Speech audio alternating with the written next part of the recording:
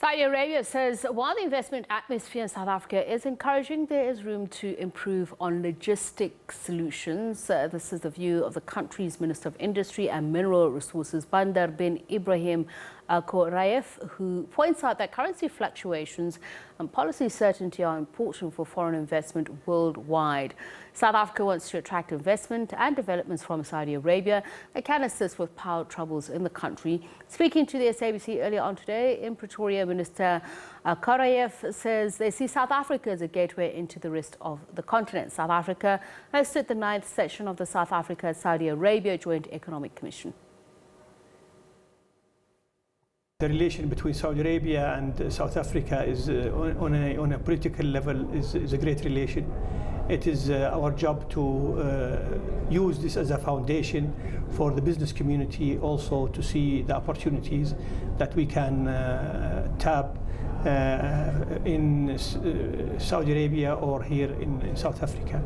I have been here not long ago in May for the Indaba in Cape Town, and it was a great opportunity to see the potential in the mining sector, where there is great heritage of mining, and it's a mature market.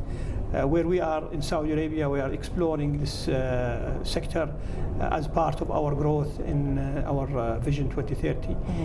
But in my capacity also as the co-chair of the Economic Council, it was also great to see the different opportunities that we can develop between the two countries in many other areas, such as energy, healthcare, education, tourism, and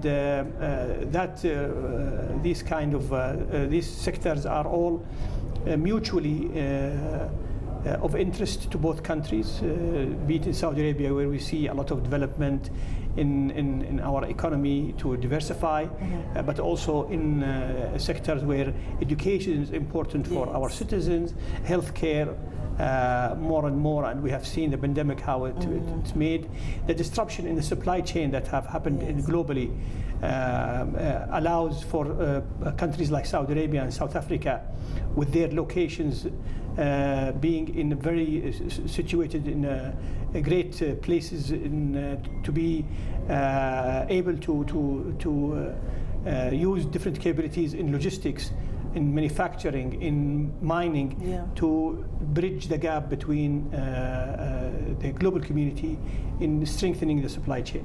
Of course, seeing the mining landscape in South Africa, which is quite rich, do you see that there's an opportunity to narrow the current trade deficit between the two countries, just using those two sectors?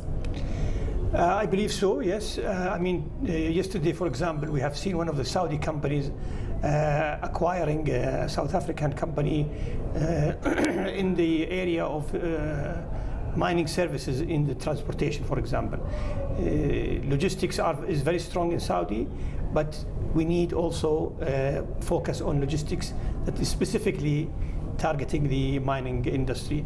And there are great examples. We see Saudi Arabia being a great place for processing of different minerals, where energy is also reasonably competitively priced in Saudi Arabia. So it can be a home for different processing of different minerals. And in fact, this is actually part of our strategy to ensure that mining is also used for the industrial sector, to unlock the sector. Everything depends on energy, and I'm sure you may have read or you know about the challenges that we face here in South Africa: a low growth environment, instability of power supply and energy security. Are you still interested in purchasing that oil refinery that you had an eye on back in 2020? This is something that is more on the energy side, but I'm sure if there is, if it's from a commercial point of view, it is interesting to be pursued. But our contribution in the energy sector here in South Africa is evident through the investment of Aqua Power, where they have built one of the largest solar energy that will be in operation next year. And we see there's great opportunity for South Africa to broaden its energy base, and Saudi Arabia definitely can be an excellent partner to do so. As the world moves to a just transition, we obviously cannot turn a blind eye on the fact that coal plays a big role in our energy mix. Do you think that there's an opportunity for Saudi Arabia to play in coal, even though we are moving to a just transition process? We are in Saudi Arabia, we are focusing on our resources to also turn them into clean energy. We have huge targets to reach to net zero by 2060.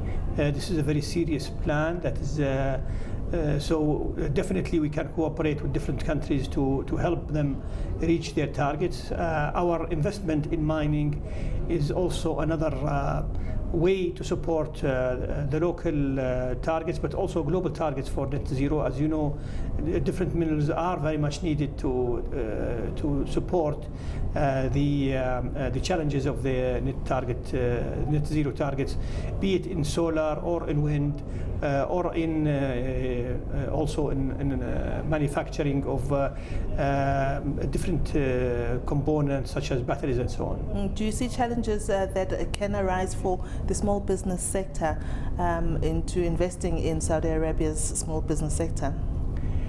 No, in fact, we have great programs for SMEs and even entrepreneurs. We believe that entrepreneurs and entrepreneurship has been a great catalyst for many industries, especially in IT, for example, and technology.